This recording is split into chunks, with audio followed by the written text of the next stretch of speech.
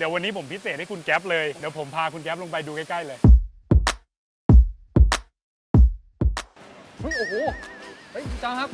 นี่เป็น Transformer Michael Bay ป่ะเนี่ยพี่ ครับพี่ไปเอาคำถามที่หลายๆคนเขาคอมเมนต์มาจะเอามาถามพี่จ๊อบนะครับ โอเคได้ครับคุณแก๊ป ใครที่เคยถามมาเหมือนกับว่าต้อง10 ล้านอัพไหมอะไรอย่างนี้จริงๆ4 ล้านก็ได้แล้ว 4 ล้านก็ได้แล้วครับ ครับ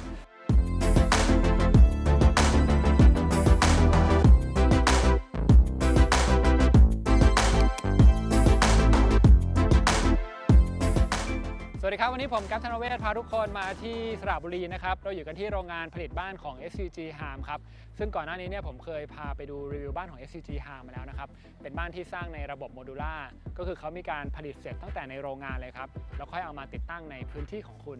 ซึ่งแน่นอนว่าขั้นตอนการผลิตการประกอบชิ้นส่วนต่างๆเนี่ยจะต้องมีความสำคัญแล้วก็พิเศษมากๆเลยและหลายๆคนน่าจะอยากเห็นเหมือนผมนะครับเดี๋ยวเราไปเจอกับวิศวกรกันเลยครับ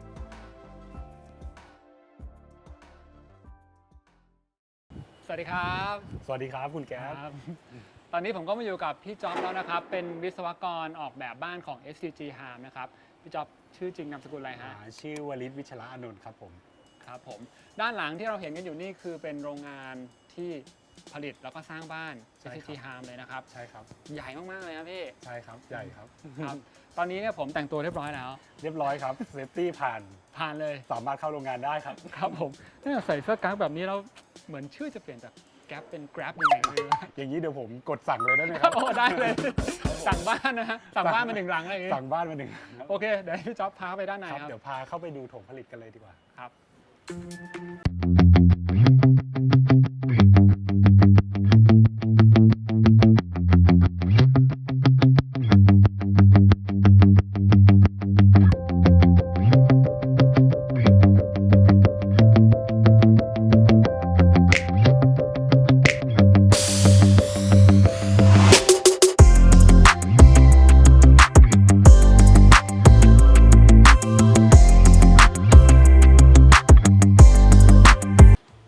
เข้ามาภายในโรงงานแล้วใหญ่มากๆจริงครับพี่จ๊อบครับผม โอ้โห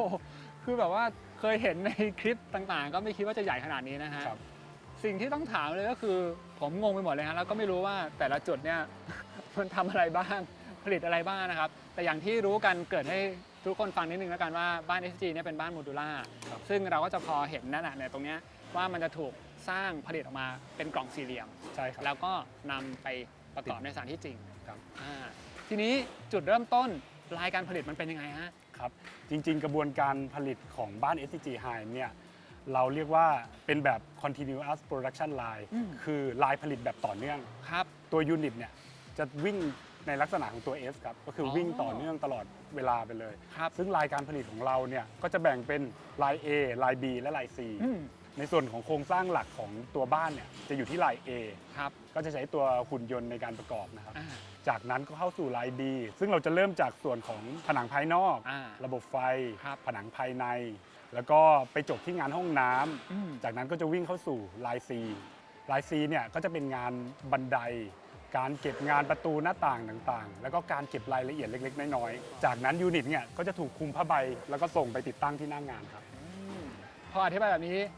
ชัดเจนขึ้นฮะไม่ยากใช่ไหมครับพอจะเห็นว่ามันแบ่งเป็น3แถวนะ A B C แล้วก็วนจากตรงนี้ปุ๊บกลับมาแล้วก็วนกลับมาใช่ครับโอเคเข้าใจง่ายขึ้นเยอะเลยนะครับครับผมทีนี้ในส่วนของการก่อสร้างเนี่ยเท่าที่ผมเคยคุยมาคลิปที่แล้วเหมือนกับจะอยู่ที่ประมาณสักเดือนกว่าๆอะไรอย่างนี้ไหมฮะ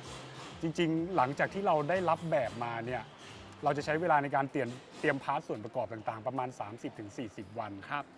จากนั้นก็จะเข้าสู่รายการผลิตประมาณ 4-5 วัน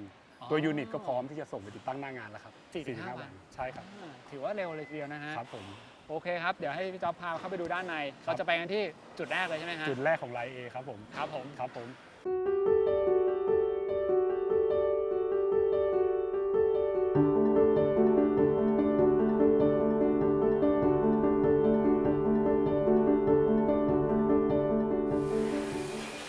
ตอนนี้เนี่ยเราเดินมาส่วนของลาย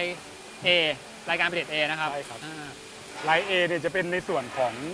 ตัวโครงสร้างหลักของยูนิตโมดูล่าครับกลุ่มหุ่นยนต์ต่างๆก็จะอยู่ในลายนี้ครับครับอ๋อที่เห็นข้างล่างนี่นะฮะใช่ครับผมเฮ้ยโอ้โหสุดยอดเลยฮะคือพอเข้ามาเนี่ยอย่างหนึ่งที่ผมรู้สึกเลยคือผมเห็นคนน้อย ใช่ครับแล้วก็ทำให้เรารู้เลยว่าโรงงานนี้จริงๆใช้หุ่นยนต์ ใช่หลัก ใช้เขาเป็นหลักเลยได้ไหม ใช่ครับหลักๆเนี่ยงานโครงสร้างหลักทั้งหมดเนี่ยเราจะใช้หุ่นยนต์เป็นหลักเลย เพราะฉะนั้นจำนวนคนเนี่ยก็จะมีบ้างในบางส่วน ครับทำไมเราถึงเลือกใช้หุ่นยนต์แทนที่จะใช้เป็นแรงงานคนนะฮะ คือการที่เราใช้หุ่นยนต์ในกระบวนการผลิตเนี่ยทำให้เราเนี่ยสามารถควบคุมคุณภาพการผลิตเนี่ยให้ดีตั้งแต่ต้นได้ใช่ครับไม่ว่าจะเป็นคุณภาพงานประกอบครับคุณภาพงานเชื่อมเนี่ยหุ่นยนต์เนี่ยมีความแม่นยำสูงเชื่อถือได้ เพราะงั้นงานที่ออกมาเนี่ยเราก็ได้โครงสร้างที่แข็งแรงได้มาตรฐานครับในส่วนของโครงสร้างหลักเนี่ยก็คือมันจะเป็นเหล็กอย่างที่ผมเห็นเป็นแท่งๆแบบนี้นะครับใช่ครับเหล็กเนี่ยเป็นเหล็กอะไรฮะครับเป็นเหล็ก SS 400ครับแล้วก็ชุบด้วยสารกันสนิมแซมซึ่งประกอบไปด้วยซิงค์อลูมิเนียมแล้วก็แมกนีเซียมครับอ๋อตอนแรกแซมนึกว่าพี่แซมยุรนันท์อ๋อไม่ใช่ครับผม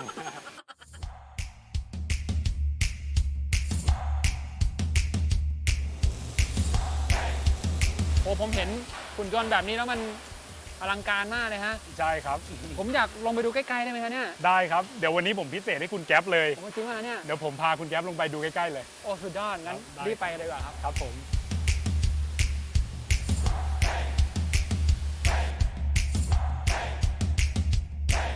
โอ้โห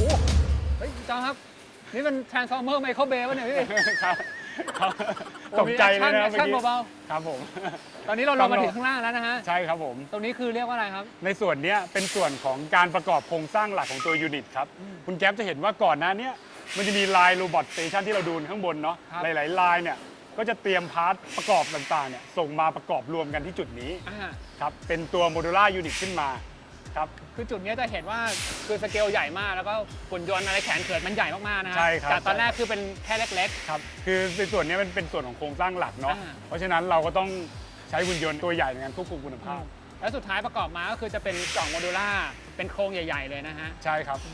ทำไมถึงต้องใช้หุ่นยนต์นะฮะตรงนี้คือเราน่าจะเห็นความชัดเจนนะคือถามว่าจริงๆจะใช้คนไปเชื่อมไหมก็ได้แหละแต่ถ้าเกิดทำไปนานๆทำทั้งวันเนี่ยมันคุณแก๊ปคิดดูยิ่งงานโครงสร้างหลักของตัวบ้านแล้วนะถ้าคุณแก๊ปใช้คนเข้าไปเชื่อมเนี่ยเกิดคุณภาพรอยเชื่อมต่างๆเนี่ยไม่แข็งแรงมาเนี่ยในระยะยาวอาจจะปวดหัวนิดนึงครับผมแล้วก็อย่างที่บอกว่ามันเป็น continuous อันนี้พอเขาเสร็จแล้วเนี่ยเขาก็ยกลงมาวางตรงนี้แล้วตรงนี้ก็เห็นว่ามันเป็นรางเลื่อนนะใช่ครับจริงๆมันก็จะมาตามรางแบบนี้ก็จะวิ่งต่อไปอย่างต่อเนื่องครับผมทีนี้พอมาถึงตรงนี้ครับจากสเตชันหลักนะคะที่เป็นหุ่นยนต์ขนาดใหญ่เลยใช่ครับพอเขาเชื่อมขึ้นมากลายเป็นโครงโมดูล่าแล้วมันก็จะเลื่อนผ่านตามรางนี้มานะครับใช่ครับแล้วก็จะมาอยู่ตรงนี้แล้วครับผมนี่เราเริ่มเห็นเป็นกล่องแล้วนะเป็นโครงแล้วครับใช่ครับที่อยากจะถามก็คือไอตัวโมดูล่ายูนิตเนี่ยครับมันมีขนาดอะไรบ้างนะฮะคือ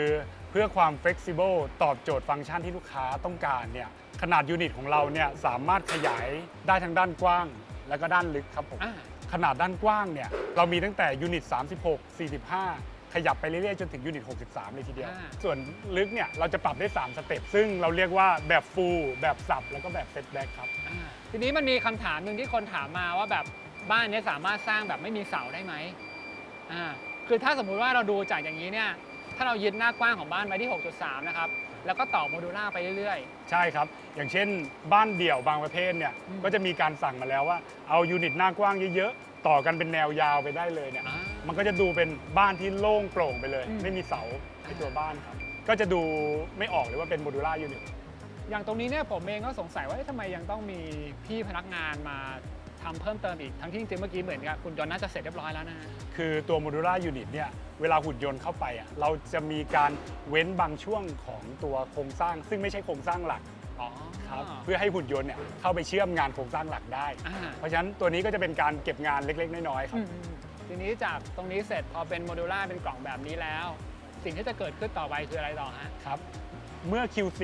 ตรวจเช็คงานโครงสร้างผ่านแล้วเนี่ยเราก็จะเข้าสู่งานพื้นต่อไปครับโอเคครับเดี๋ยวให้พี่จ๊อบพาไปดูต่อครับได้ครับเชิญเลยครับ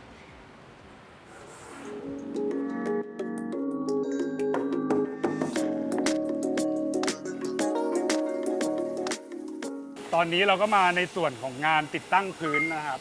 ครับก็คือเราจะทำการติดตั้งตัวพื้นเนี่ยเข้ากับโครงสร้างโมดูล่ายูนิตอันนี้เห็นที่เขายกเป็นแผ่นมาอันนี้คือแผ่นสมาร์ทบอร์ดนะครับแผ่นสมาร์ทบอร์ดครับผมแล้วพอหลังจากที่เราประกอบตรงนี้แล้วเนี่ยอย่างนี้คือเป็นการยิง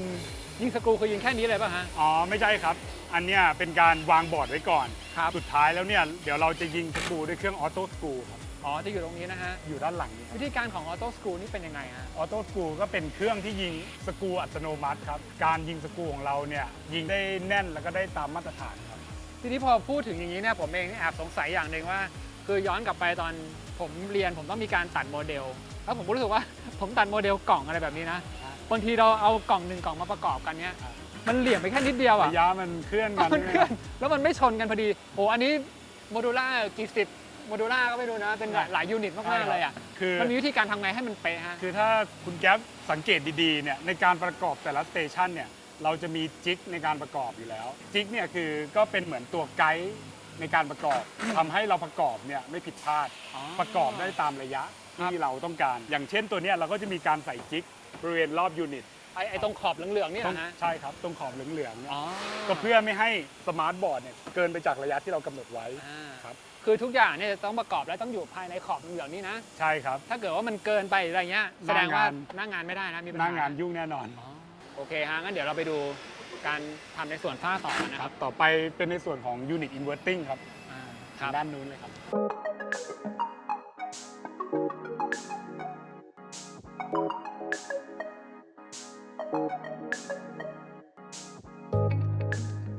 จากงานพื้นเสร็จเรียบร้อยนะครับ ตอนนี้มาต่อที่งานฝ้า ใช่ครับ ส่วนสเตชันนี้เนี่ยเรียกว่าอะไรฮะ เรียกว่า Unit Inverting ครับ inverting ใช่ครับ อ่ามันเป็นยังไงฮะเนี่ย ตัวเครื่องจักรตัวเนี้ยมันจะช่วยให้เราเก็บงานฝ้าเนี่ยได้สะดวกขึ้น ครับ ครับก็คือมันจะพลิกตัวยูนิตเนี่ยหมุนกลับลงมา เฮ้ยโอ้โหจริงเหรอฮะโอ้โหพลิกกลับมาเพื่อให้ฝ้าเนี่ยมาอยู่ด้านล่าง ใช่ครับ จะได้ทำงานง่ายขึ้น ใช่ครับ คนทำงานก็จะสะดวกงานฝ้าของเราจะเรียบร้อยขึ้นครับ ไม่งั้นต้องขึ้นบันไดไปแบบจะยิงๆหรือจะไปเก็บงานข้างบน อันตรายด้วย อันตรายด้วย ด้วยระดับฝ้าของเราเนี่ยอยู่ในระดับค่อนข้างสูงที่2.80 เมตรซึ่งจุดเนี่ยมันทำให้ตัวบ้านเนี่ย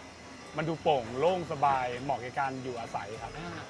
อันนี้ก็จะเห็นว่าฝ้าเนี่ยพลิกกลับมาอยู่ด้านล่างนะครับพื้นไปอยู่ด้านบนแทน ใช่ครับ แล้วก็ตรงนี้ก็คือเดี๋ยวจะเป็น อืม พนักงานเข้าไปทำงานอะไรอย่าง ใช่ นี้ ค กั รั น บทั้งนี้งานฝ้าเนี่ยลูกค้าสามารถ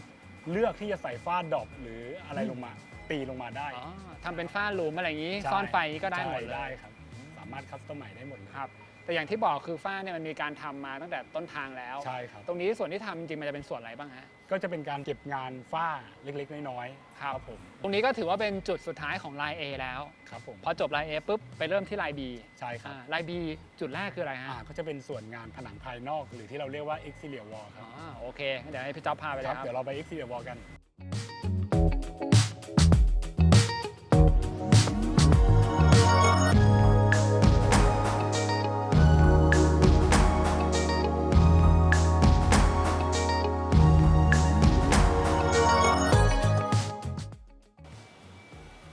ตอนนี้เราก็มาอยู่ที่จุดแรกของรายการผลิต B แล้วนะครับ ใช่ครับ ซึ่งเป็นส่วนของการทำผนังภายนอก ภายนอก อ่า หรือที่เรียกว่า exterior wall นะค ครั รับ บ ซึ่งในส่วนเนี้ยพาร์ทโครงสร้างลับพาร์ทผนัง exterior เฟรมประตูและเฟรมหน้าต่าง จะถูกประกอบเข้าด้วยกันที่จุดนี้ เป็นลักษณะแผงแบบนี้ เราจะขึ้นแผงก่อน จากนั้นแผงเนี่ยจะถูกยกเข้าไปติดตั้งที่ตัวโมดูล่ายูนิต ซึ่งแต่ละแผงเนี่ยมันก็อาจจะเป็นแผงที่โอเคแผงนี้มีหน้าต่าง 2 ช่อง อยู่ตำแหน่งไหน ตำแหน่งไหน ใช่ มีประตูตรงไหนอะไรอย่างนี้ ใช่ อย่างตรงนี้ที่เราเห็นตรงนี้นี่เหมือนเป็นช่องประตูใช่ป่ะฮะห ใช่ รือเป็น ครับ อันนี้ บานเลื่อนหรื เรีย อก เปล่า ว่า ครับ เฟร หรือ ม ว่า เฟรมบานเลื่อนครับ เป็นบานเลื่อน แล้วก็ข้างๆตรงนี้เป็นกระจกหน้าต่าง ใช่ครับ ซึ่งเราก็จะเห็นนะว่ามันมีการออกแบบไว้แล้ว ใช่ แล้วพอมาถึงเนี่ยช่างเขาก็จะมาดูกันแล้วก็ทำการติดแต่ละส่วนเข้าไป ใช่ครับ เห็นว่าการทำผนังภายนอกเนี่ยมันมีการคำนึงถึงเรื่องที่จะป้องกันไม่ให้น้ำมันซึมเข้าไปด้านในด้วยใช่ไหมฮะ ใช่ครับ คือในส่วนเนี้ยแต่ละพาร์ทของ exterior wall เนี่ยจะถูกออกแบบให้มีการประกอบในลักษณะที่ซ้อนฝังเข้าไปด้านในตัวผนัง exterior ก็จะทำให้น้ำจากภายนอกเนี่ยไหลเข้าสู่ภายในไม่ได้สำหรับการยึดตัวผนัง exterior เข้ากับตัวโครงสร้างลับเนี่ยเราจะยิงด้วย daisy rivet เป็นการยึดจากภายในตัวบ้านเท่านั้น และการยึดจากภายในเท่านั้นเนี่ยทำให้บุคคลภายนอกหรือขโมยเนี่ยไม่สามารถงัดแงะไอ้ตัว exterior wall ของเราจากภายนอกได้เลย นี่นะครับก็จะมีการเอาตัววงกบหน้าต่างติดเข้ามาเราไปดูส่วนต่อไปนะครับว่าตัวแผงนี้จะถูกส่งไปยังจุดไหนต่อครับ ครับผม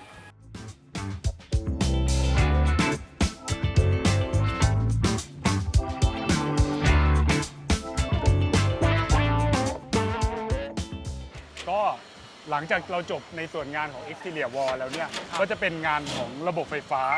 ที่จะติดตั้งในบริเวณก่อนหน้านี้ งานฉนวนกันความร้อน แล้วก็ในส่วนงานเนี่ยเป็นพื้นที่ของการติดตั้งงานอินทีเลียหรือผนังภายในครับ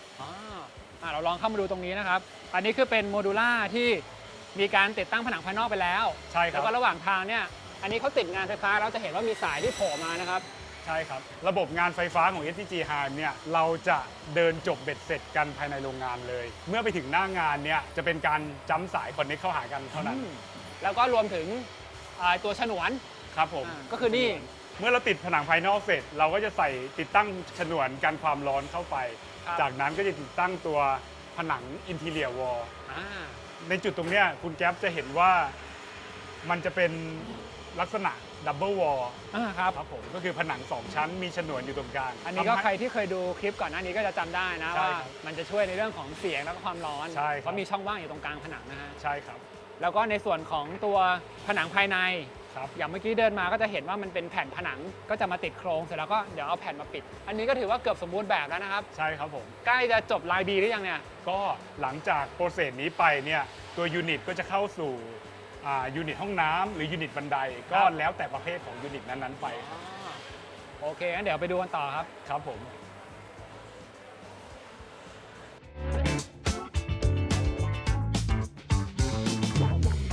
ตอนนี้เรามาอยู่ที่จุดไหนแล้วครับพี่จ๊อบครับ ก็ตอนนี้เราเข้าสู่ลาย C ของกระบวนการผลิตแล้วนะครับ อ่า ลาย C เนี่ยเราจะติดตั้งตัวบานประตู ครับ บานหน้าต่างแล้วก็จะมีการเก็บรายละเอียดงานเล็กๆน้อยๆครับอย่างนี้ที่เห็นก็คือจะเป็นทีม QC ของเรา อ๋อ ใช่ครับสังเกตได้จากหมวกสีฟ้า อ๋อหมวกสีฟ้านะฮะ ครับหมวกสีฟ้าคือทางเราเนี่ยจะมีการ QC ในทุกๆสเตชันของกระบวนการผลิต ไม่ว่าจะเป็น Structure Exterior Wall ฉนวน Interior ต้องเรียกว่าทุกขั้นตอนครับ ครับพอมี QC แบบนี้นี่ก็มั่นใจได้ในเรื่องของคุณภาพนะฮะ ใช่ครับ คือบ้าน SCG Heim เนี่ยเราจะมีการ QC ในทุกๆขั้นตอนครับ ทีม QC ของเราเนี่ยจะทำหน้าที่เป็นเหมือนตัวแทนของลูกค้า อ๋อ ตรวจในทุกๆรายละเอียดทุกขั้นตอน ต้องได้รับการยืนยันจาก QC ว่าคุณภาพผ่าน เราจึงจะสามารถส่งมอบงานไปให้ทีมถัดไปได้ ครับ ถ้า QC บอกว่าไม่ผ่านก็คือไม่ผ่านนะครับ แล้วจากตรงนี้เนี่ยเราจะเห็นว่าโมดูล่าก็จะเรียงต่อๆกันนะครับนี่โหเยอะ ใช่ มากๆเล ครั ย บใช่ครับ เมื่อติดตั้งทุกอย่างเสร็จเรียบร้อยแล้วเนี่ยตัวยูนิตก็จะถูกคลุมผ้าใบส่งไปติดตั้งที่หน้างานต่อไปครับ อย่างปกติสมมติเวลาสร้างบ้านหนึ่งหลังเนี่ยรถหนึ่งคันก็คือบรรทุกได้แค่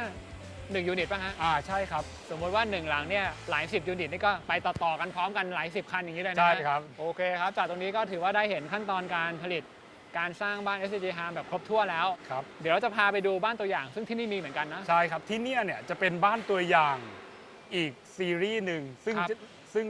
คุณแจ๊บจะได้เห็นว่ามันเป็นผนังอีกสไตล์ของบ้าน SCG อ๋อ Heim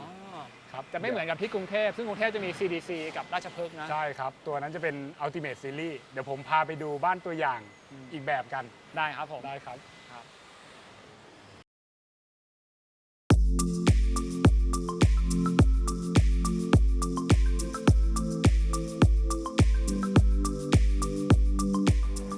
ตอนนี้เราก็มาอยู่ที่หน้าบ้านตัวอย่างแล้วนะครับ สิ่งหนึ่งที่ต้องถามเลยคือเฮ้ยทำไมหน้าตาของบ้านที่เราเห็นเนี่ยมันไม่เหมือนกับบ้านที่พี่เคยดูมาในกรุงเทพนะทั้งที่ CDC เรียบด่วน ครับ แล้วก็ที่ Circle ราชพฤกษ์นะ ครับ คือจริงๆ เนี่ยหลายๆ คนเนี่ยเข้าใจว่าบ้านของ SCG Heim เนี่ยเราจะไม่สามารถปรับรูปแบบอะไรหรือปรับก็ปรับได้ไม่เยอะ จะเป็นแบบเดิม ครับ ๆ แต่จริงๆ แล้วเนี่ยเราสามารถออกแบบตัวบ้านเนี่ยให้สวยงามตามสไตล์ตามฟังก์ชันที่ลูกค้าอยากได้ครับ อย่างปัจจุบันเนี่ยเราก็มีสไตล์ให้ลูกค้าได้เลือกหลากหลายแบบเช่นกัน ไม่ว่าจะเป็นตัว Oriental ครับ ตัว Modern และอีกรุ่นที่เป็นที่นิยมก็คือตัว American Cottage ครับ แต่สำหรับหลังเนี่ยจะเป็น Harmony Series ซึ่งเป็นสไตล์ Contemporary ครับ พอพี่จอมพูดแบบนี้นึกออกแล้วว่าตอนนั้นที่เคยคุยกับนัทอ่ะนัทก็บอกว่ามันจะมีซีรีส์มากมายให้เราเลือกเลย ใช่ครับ แล้วก็ดีไซน์จริงๆเราสามารถจะคัสตอมไมซ์ได้ด้วยนะ ใช่ครับผม ทีนี้อีกจุดหนึ่งก็คือส่วนของผนังบ้าน ครับ เห็นตั้งแต่ในโรงงานแล้ว ครับ แต่ว่าลืมถามไป ครับ คือถ้าเป็นผนังบ้านรุ่นเดิมที่เราคุ้นๆกันก็จะเป็นผนังแบบที่เป็นกระเบื้องเซรามิก ใช่ แล้วก็ ครับ เซลฟ์คลีนนิ่งใช่ไหม ครับผม อันนี้มันจะกลายเป็นแบบเรียบๆแล้วก็เหมือนมี texture ขรุขระหน่อยๆ ใช่ครับ ตัวเนี้ยเป็นตัวผนังอีกรุ่นของบ้าน SCG Heim เรา อ๋อ ครับ เราจะใช้สีฟูจิกุระครับสีนำเข้าจากญี่ปุ่น ตัวเกรดสีเนี่ยก็จะดีกว่าเกรดสีบ้านทั่วไปไม่ซีดไม่หลุดร่อนง่ายครับอ๋อใช่ครับก็แสดงว่ามันก็มีความใกล้เคียงกับเซลฟ์คลีนนิ่งคือบ้านพอผ่านเวลาไปนานๆก็จะไม่เก่าไม่หลุดร่อนด้วยใช่ครับผมอย่างหลังเนี่ยคุณแก๊ปเข้าปีที่ 7 แล้วนะครับใช่ครับก็ยังเหมือนเพิ่งออกมาจากยูนิตอยู่เลยใช่ไหมครับยังดูใหม่อยู่เลยนะครับครับผมโอเคเดี๋ยวให้พาเข้าไปดูด้านในบ้างอยากจะรู้ว่ามีฟังก์ชันอะไรที่มันพิเศษบ้างฮะได้ครับครับผม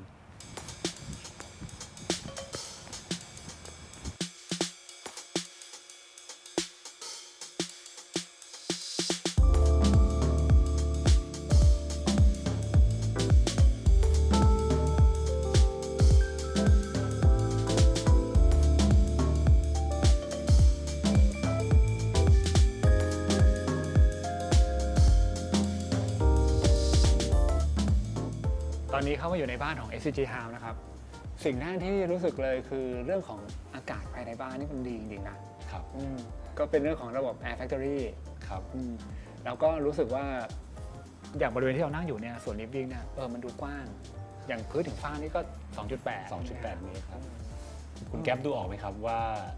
อันนี้เป็นโมดูล่ายูนิตเนี่ยพอจริงๆพอพูดเรื่องโมดูล่ายูนิตเนี่ยก็จะชอบลืมนะเวลาเราเข้ามาอยู่ในบ้าน SCG House แล้วอะครับว่าจริงมันเป็นกล่องที่ต่อๆกันแล้วเราก็จะชอบไปคิดว่าความโมดูล่ามันอาจจะถูกฟิกจำกัดขนาดอะไรอย่างนี้นะครับผมอันนี้นี่เป็นขนาดเท่าไหร่นะตัวเนี้ยจะเป็นยูนิตโมดูล่าขนาด59นะครับเห็นหน้ากว้างขนาดเนี้ยจริงๆเราขยายได้อีกที่ 6.3 เมตรเลยครับก็เป็นที่ 5.9 เมตรแล้วก็เอามาต่อกันนะครับเดี๋ยวช่วงท้ายคลิปนี้เนี่ยพี่ไปเอาคำถามที่หลายๆคนเขาคอมเมนต์มาแล้วก็รู้สึกว่าเราคัดคำถามที่น่าสนใจหรือคนถามเยอะๆเนี่ยจะเอามาถามพี่จ๊อบนะครับโอเคได้ครับคุณแก๊ปคำถามแรกเอาเรื่องราคาก่อนเลยแล้วกันครับเพราะว่าคนจะรู้สึกว่าเฮ้ยบ้าน SCG ราคาสูงไหมถ้าเกิดเรามีเงินน้อยสามารถสร้างได้ไหมฮะครับจริงๆบ้าน SCG House เนี่ยเรามีราคาเริ่มต้นที่4 ล้านบาทเท่านั้นนะครับครับสำหรับแบบมาตรฐานเนี่ยเราก็จะเริ่มในรุ่น Plus Series ครับผมซึ่งจริงๆเนี่ยตัว performance พื้นฐานเนี่ยจะมีความใกล้เคียงกับบ้านที่คุณแก๊ปไปดูที่ CDC หรือจะที่นี่ซึ่งเป็น Harmony Series ครับสำหรับ Ultimate Series เนี่ยจะให้ค่า performance ที่สูงสุดแต่สำหรับบ้านซีรีส์อื่นๆเนี่ยก็จะมี performance พื้นฐานเนี่ยเหมือนกันระบบ Air Fac ที่มาพร้อมกับไอตัว Air Tightness System ไม่ว่าจะเป็นพวกเรื่องโครงสร้างต่างๆเนี่ยเราให้เหมือนกันรวมไปถึงงาน After Sale ด้วยไอ้พวกที่เป็น standard เนี่ยได้เหมือนกันหมดทุกไทป์ใช่ครับ performance พื้นฐานเนี่ยจะใกล้เคียงกันมากก็จะแตกต่างกันในส่วนของเรื่องของวัสดุต่างๆที่ตัว Ultimate เนี่ยจะอัปเกรดขึ้นมาครับเพราะฉะนั้นใครที่เคยถามมาเหมือนกับว่าต้อง10 ล้านอัพไหมอะไรอย่างนี้จริงๆ4 ล้านก็ได้แล้ว4 ล้านก็ได้แล้วครับแล้วถ้าเกิดใครสนใจเฉพาะแค่ Air Fac ล่ะสามารถจะแบบมาติดตั้งระบบนี้ให้อย่างเดียวได้ไหมคือตัวเทคโนโลยีตัวเนี้ยเราขายพร้อมกับตัวบ้านครับใช่เพราะด้วย performance ของ Air Fac เนี่ยจะทำหน้าที่ได้ดีที่สุดเมื่อคู่กับระบบ Air Tightness ที่ดีครับใช่ครับอันนี้ก็คนถามเยอะจริงๆก็ต้องบอกว่าไม่ได้นะครับอาจจะต้องรวมกันห้ามแยกกันอะไรอย่างนี้ใช่ครับและในเรื่องของสุขภัณฑ์ด้วยเนี่ยมีคนถามมาบอกว่าสุขภัณฑ์หรือแบบวัสดุอื่นๆภายในเนี่ยจำเป็นต้องใช้ของ SCG อย่างเดียวไหมก็คือจริงๆราคาบ้านของ SCG House เนี่ยเราได้รวมในส่วนของห้องน้ำนะเรารวมตัวสุขภัณฑ์ไว้ให้แล้วครับซึ่งสุขภัณฑ์สแตนดาร์ดของเราเนี่ยจะเป็นของคอตโต้แต่จริงๆทางลูกค้าเนี่ยก็สามารถปรับเปลี่ยนได้ครับ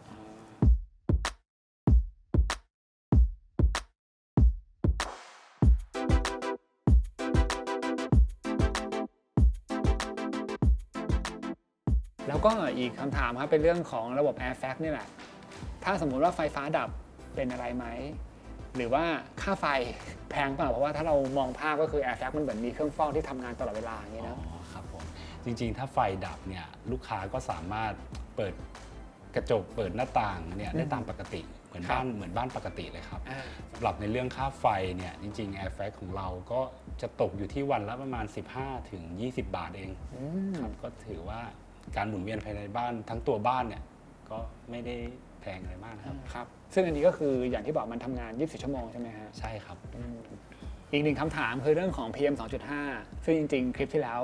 รู้แล้วแหละว่ามันสามารถกรองได้แต่ให้พี่จ๊อบคอนเฟิร์มอีกครั้งหนึ่งแล้วกันนะก็ใช่ครับทางบ้าน SCG House เราเนี่ยก็ระบบหมุนเวียนเนี่ยเราจะสามารถ กรองฝุ่น PM 2.5 เนี่ยก่อนที่จะนำอากาศบริสุทธิ์ไหลเวียนเข้าไปสู่ในตัวบ้านนะครับ เพราะฉะนั้นลูกค้าที่อยู่บ้าน SCG Harm เนี่ยสบายใจได้กับปัญหาฝุ่นตัวจิ๋วนี้ครับครับผมแล้วก็ในส่วนของโควิดบางคนก็คอนเซิร์นต่อเนื่องนะครับครับก็ SCG Harm เราเนี่ยก็มีเทคโนโลยีตัวใหม่ที่นำเข้ามาเป็นออปชันให้ลูกค้าเลือกเรียกว่าตัวระบบ Ionizer ครับ